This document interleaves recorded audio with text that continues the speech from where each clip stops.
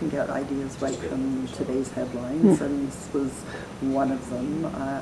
And also specifically, there had been a case that I had read about in the Toronto area of a couple whose home was invaded in the night, and how this couple managed to escape.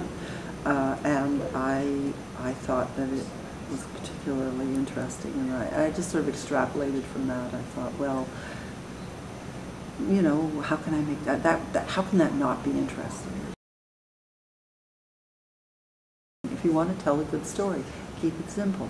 You don't have to gussy it up with a lot of fancy words, and so it was keep the words under 3 syllables, avoid pronouns as much as possible. If you can think of a word, if you think of one way to express it, can I say it simpler? What's an easier word to use here? So it was just always never a question of talking down, ever. It was just a question of making it easier and more accessible for readers. And in general, I try to do that anyway, even when I'm writing my more mainstream fiction. I was told by a number of people who have read the book, oh, I didn't realize this was for adult learners. I just sort of picked it up and started to read it and couldn't put it down. So that's really terrifically complimentary for me. I feel very that I did my job. You know, I did a good job. When I'm writing, I always have tended to put myself in the role of the main character. And I think the character reacts the way I think I probably would in those circumstances. And they, what comes out of their mouth is what I think I probably would say if provoked in that way. Now, who knows? But, you know, I think the characters are probably more clever. If I'm not emotionally involved, then the reader is not going to be emotionally involved.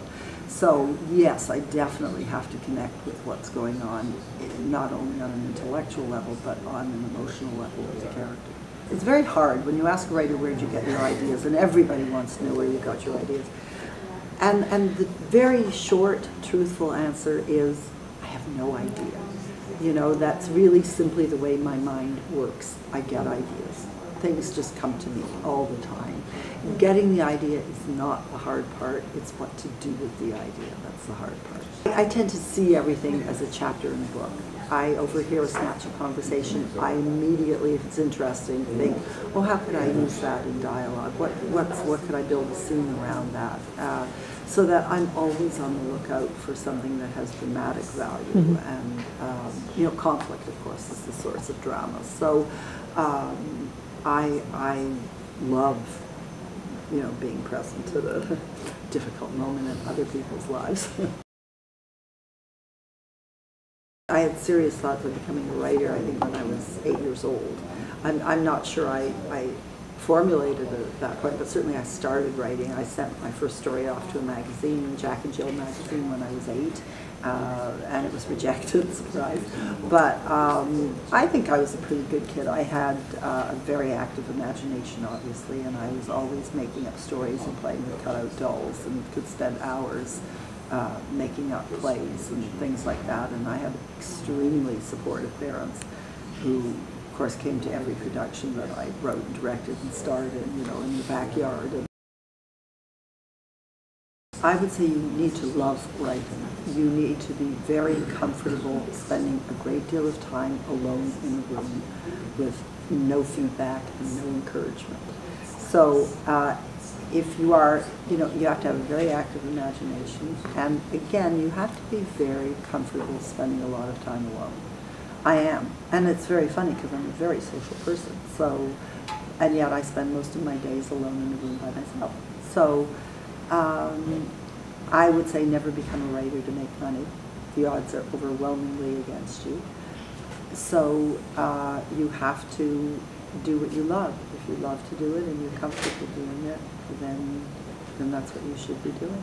My number one hope for any Canadian who picks up one of my books, be it the Goodreads book, Home Invasion, or one of my other more mainstream novels, let's say, would be that they pick it up, they start to read, and they don't want to put it down. It's like, oh boy, this is really good. Or just, yay, give me a minute, let me finish this chapter, and then when they get to the chapter, oh, I'll just read one more. You know, oh, this is, my favorite emails are the ones I get from people that say, damn you anyway, you know, I was up the whole night, you know, I didn't get to bed till 4 in the morning, you know, because I was reading that book. So that's what I want. I just want to entertain. I want people to really love the whole experience of reading.